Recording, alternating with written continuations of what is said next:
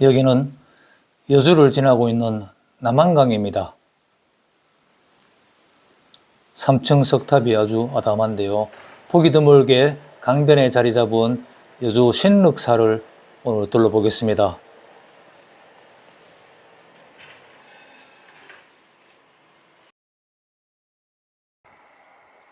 강변에 있는 절답게 강월헌이라는 누각이 맨 먼저 눈에 들어옵니다. 물빛이 참 아름답습니다.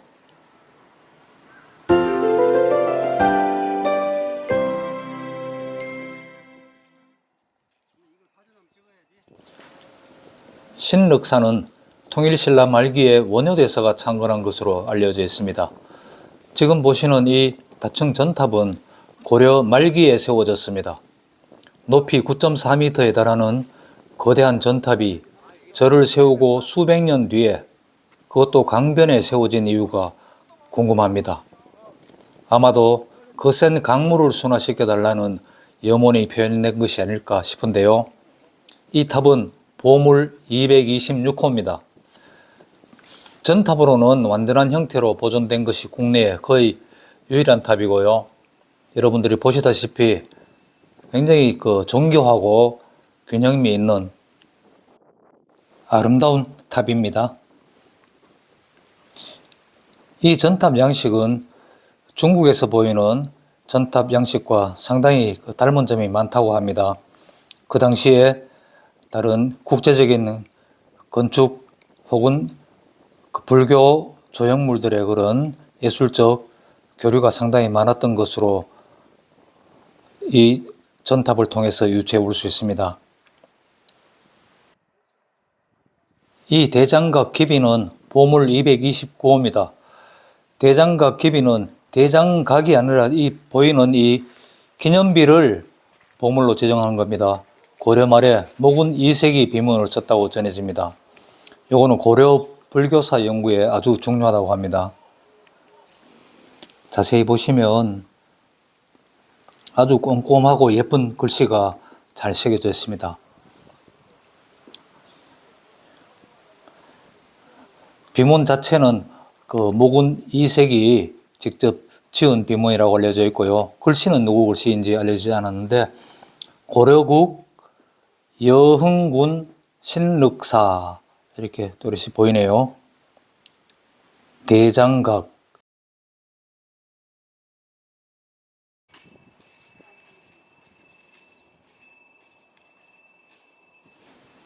또 누각이 나왔습니다. 구룡루, 구룡은 아마도 남한강을 뜻하는 말이 아닌가 싶은데요. 강변이라서 누각이 좀 많습니다. 누각을 지나서 가는 게 아니라 누각 옆으로 절 본체 마당으로 들어가도록 설계되어 있습니다. 양 옆으로 올라가는 길이 있죠.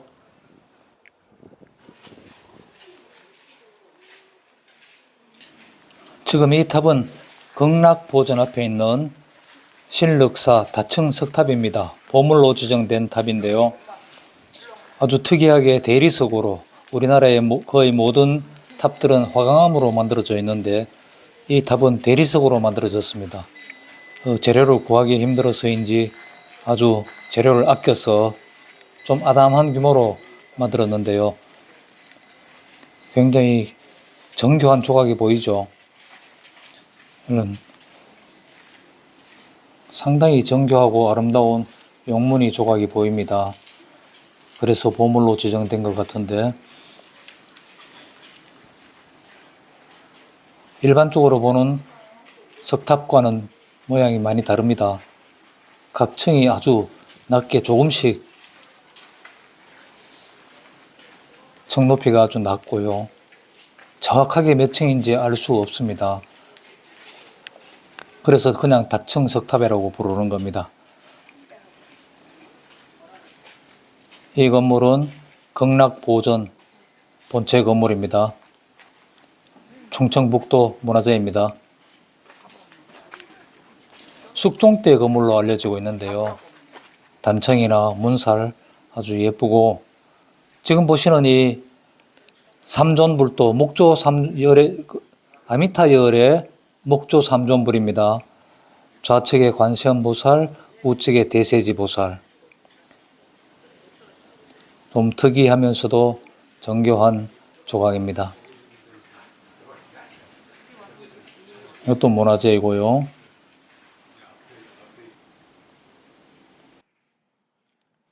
극락부전 뒤쪽으로는 조사당이 있습니다. 조사당 이 건물이 보물 180호인데요. 1462년 조선 내종 때 건립된 것으로 알려지고 있고요. 조사당 마당에는 아주 예쁜 향나무가 하나 있습니다. 먼저 이 향나무부터 구경을 하고 조사당 구경을 하겠습니다. 500년 이상 된 오래된 향나무인데요. 보기만 해도 꾸벅 절을 하고 싶은 생각이 들 정도로 나이가 들어 보입니다. 아주 멋스럽습니다.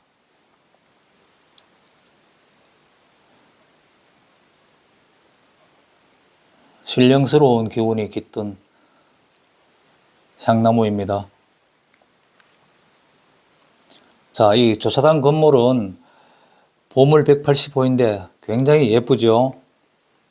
전면 한 칸, 측면 두 칸, 좀 작은 정각이죠. 아주 균형미가 뛰어납니다. 다폭의 양식이고요. 기둥도 배흘림 기둥입니다.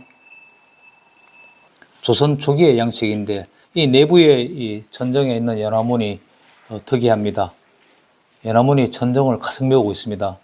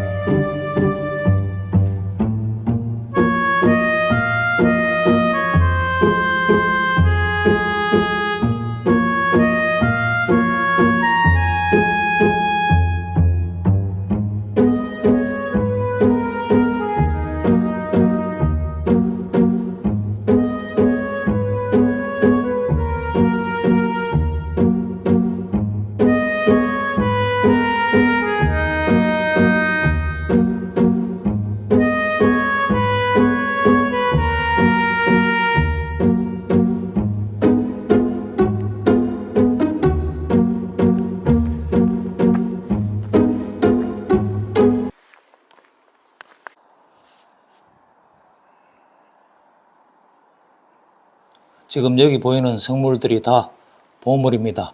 나홍화상 부도탑이고요. 이것도 보물이고 부도탑 비도 보물입니다. 지금 보시는 저 비도 보물이고요. 조사당 뒤쪽에서 절마당을 내려다보는데요. 아주 예쁩니다. 남한강도 보이고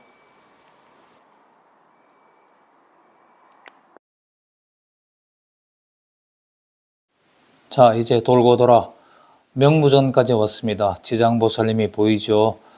왼쪽에 도명존자, 오른쪽에 무독귀양, 여기는 시왕상이고요. 지장전, 명무전에는 들어가면 좀 무시무시한 인물들이 많이 보이죠.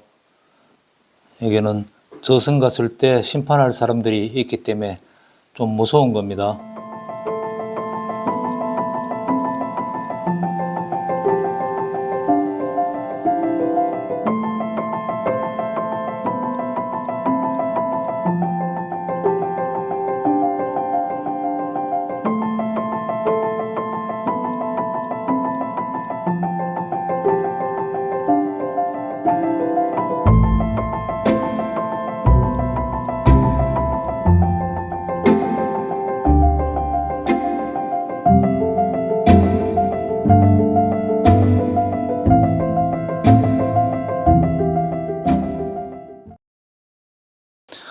이렇게 남한강변에 있는 아름다운 신력사를 한번 둘러보았습니다.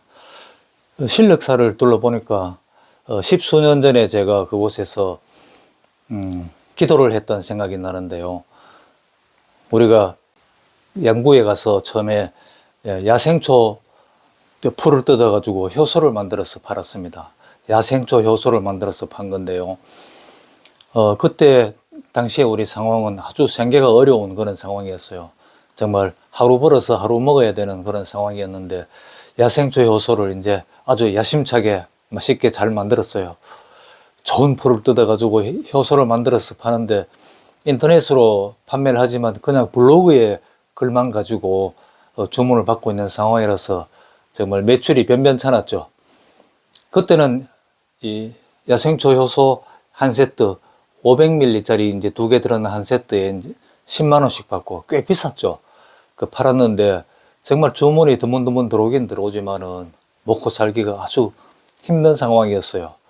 그러던 차에 여주에 살고 있는 어떤 블로그 친구분이 그 여주 신력사에 가면 기도를 하면 아주 기도빨을 잘 받는다고 하던데 그 여주 신력사에 가서 한번 기도를 한번 해봐라.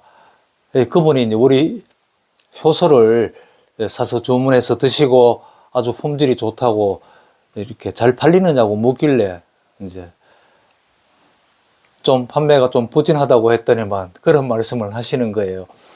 그래서 절 구경도 한번 할 겸해서 정말 갔습니다. 가서 어디에 가서 기도를 해야 되나 이렇게 생각하면서 절을 한 바퀴를 뺑뺑 돌다가 결국 맨 끄트머리에 여러분들이 보신 그 지장전에 들어가서 기도를 할 생각이었는데 거기 또 마침 이미 기도를 하고 계신 분들이 있어서 이제 쭈뼛거리면서 주변을 돌다가 그 밖에 영가들 이제 제를 지내고 나면은 영가들 옷이라든가 이런 걸 태우고 하는 그런 장소가 있어요. 이제 소대라고 하는데 소대 근처에 있는 봉송 가게 가서 봉송 가게 가면은 지장보살 부처님 그 영정을 모셔놓고 있거든요. 그래서 할 수 없이 그러니까 거기는 뭐 노천은 아니지만 지붕은 돼 있지만은 이제 정각 안쪽이 아니고 봉송각 바깥쪽에서 그냥 제가 땅바닥에 엎드려서 절을 하면서 기도를 조금 했습니다. 우리 장사 좀 잘 되게 해달라고, 효소 장사 잘 되게 해달라고 대놓고 빌었죠. 그때는 되게 절실한 상황이기 때문에 뭐 그렇게 비는 게 별로 어렵지 않았어요. 근데 거기서 제가 그 9배 9번 절을 하면서 빌었습니다. 진짜 빌었어요. 뭐 부처님한테 다른 걸 고상한 걸 뭐 빈 게 아니고 우리 장사 좀 잘 되게 해 주십시오 하면서 지장보살님 우리 효소 장사 좀 잘 되게 해 주십시오. 이렇게 계속 절을 하면서 이제 빌었어요. 빌었는데 절을 하고 있는 동안에 이제 제 아내 휴대폰으로 주문 문자가 들어오는 거예요. 제가 기도를 하고 있는 도중에. 그래서 이제 기도를 마치고, 야, 되게 신기하다 그러면서 이제 그 둘이서, 그때는 그 한 세트 10만원 팔면은 정말 뭐 한 일주일 먹고 살 그런 자금으로 생각하는 건데 굉장히 큰 성과죠. 야, 기도빨 잘 받는다, 기쁘다 하면서 이제 나와서 절 바깥으로 이제 걸어 나오면은 또 거기 근처에 그 음식점들이 좀 있습니다. 여주 그 쌀밥이라는 그런 정식집이 있어요. 좀 그때 보니까 제법 유명한 그런 음식이던데 이렇게 이제 가격이 좀 꽤 비싸니까 우리 그런 거 당시에는 외식 못할 형편이었는데 기도빨로 효소 주문이 하나 10만 원짜리가 하나 들어왔으니까 우리 맛있는 거 좀 몇만 원 가지만 하나 먹고 가자 해서 이제 그 식사를 했어요. 밥을 먹고 있는데 또 주문이 들어오는 거예요. 그래서 야, 이거 정말 기도빨이네. 그러면서 이제 기뻐서 희희낙낙하면서 이제 양구로 이제 돌아왔습니다. 자동차로 돌아오는 도중에 계속 주문이 들어오는 거예요. 그 집에 오는데 한 1시간 반 정도, 2시간은 좀 못 걸리는 그런 거리인데 10세트 남짓 주문이 들어왔어요. 정말 깜짝 놀랄 일인 거죠. 우리 입장에서는 상상도 못할 그런 그 기도 효험을 본 겁니다. 이게 뭐 우연이라고 생각할 수도 있겠지만은 우리는 굳게 그 기도빨이라고 믿고 있습니다. 기도빨이라고 믿는다고 해서 그게 뭐 해로울 게 없으니까요. 그러면 더 든든하지 않아요? 그래서 우리는 지장보살님한테 가서 기도를 하면은 뭔가 장사 잘 되게 해준다든가 이런 거 실질적인 효험이 좀 있구나, 그런 걸 그때 느끼고, 그 이후로 우리가 절에 가면 원하는 게 있을 때는 정말 그냥 대놓고 빕니다. 뭐 우리 이것 좀 잘 되게 해주십시오, 이런 식으로 비는데, 뭐 절에 가서 그런 기도를 하면서 어떤 복을 구하는 거, 이런 걸 구복신앙이라고 하면서 좀 낮춰보는 경향이 있어요. 예로부터 기도를 하면 뭐 고상한 거, 인류의 미래를 위해서, 뭐 가족의 안녕, 사회의 뭐 평화를 위해서, 이런 식의 기도는 좀 초항받는 분위기고, 개인의 복을 구하는 그런 기도는 좀 낮춰보는 그런 경향이 있잖아요. 그래서 저는 그걸 아주 우습게 생각합니다. 우리가 개개인의 삶이 더 풍요로워지도록 우리가 마음을 내고, 또 보이지 않는 어떤 존재, 누군가에게 그거를 구하고, 그런 의지, 생각, 이런 것들이 우리의 삶을 지탱해주는 중요한 요소라고 생각하고, 그게 남에게 해로운 것도 아니고, 그리고 천시받아야 될 일도 아니라고 생각해요. 우리가 예전에 교육받을 때 참 그 세계에 대해서 너무나 무지한 그런 선생님들이 많이 계셨죠. 절에 가서 부처님한테 혹은 교회에 가서 예수님한테, 하나님한테 기도하면 기도오고, 성황당 나무 앞에서 빌면 미신이라 그랬죠. 미신이란 시시한 거를 믿는다는 뜻이잖아요. 이 세상에 시시한 거란 없는 겁니다. 내가 가치를 부여하는 거고, 내가 의미를 부여하는 거고, 내가 성냥개비에 그 신성함이 있다고 생각하고 내 소원을 빈다고 해서 하나도 우스운 게 아니라는 겁니다. 이 세계가 한 덩어리라는 걸 이해하면 미신이라는 그런 식의 어떤 인간의 그런 바람과 이 복을 구하는 그런 행위에 대해서 우열을 따진다거나 격을 둘 수 없다는 게 제 생각이에요. 그리고 한국 불교에서는 그런 민간 신앙을 대폭 수용해서 절 안으로 들어왔습니다. 거의 모든 절에 가면 산신각이 있죠. 거기는 민간 신앙입니다. 산신령님을 모셔놓고 있는 거예요. 뭐 용왕당이 있는 데도 있죠. 물가에 있는 절은 용왕당에 있죠. 그 용왕님을 모시는 거예요. 그냥 민간 신앙인 겁니다. 그런 여러 가지 뭐 칠성각 같은 것도 그렇고, 절에서는 민간 신앙의 그런 요소들을 대폭 수용해서 받아들이고, 그 산신령에게 비는 거, 산신각에서 기도하는 거를 미신이라고 그러지 않습니다. 우리가 미신이라고 부를 수 있는 거는 없다, 저는 그렇게 생각하고, 부처님의 가르침을 봐도 저는 그렇다고 생각해요. 일체유심조, 내 마음이 다 지어낸 거 아닙니까? 여기에 어떤 우열이 있을 수 없는 거죠. 그래서 뭐 절에 가면, 혹은 절에 아니라 어디에 가든 우리가 그 복을 구하고 싶을 때 어떤 자기가 믿는 대상을 향해서 복을 구하는 그런 행위도 참 우리 삶을 조금은 더 포근하게 만들어주는 그런 일이라고 생각합니다. 오늘은 구복신앙, 기도에 대해서, 또 신륵사의 그런 기도빨에 대해서, 그리고 특별히 기도빨이 있다는 절, 암자 이런 것도 많이 있습니다. 그것도 뭐 재밌는 일이죠. 정말 기도빨이 있는가 가서 한번 기도해 보는 것도 좋고. 그래서 오늘은 기도빨을 좋은 신륵사 이야기를 전해드렸습니다.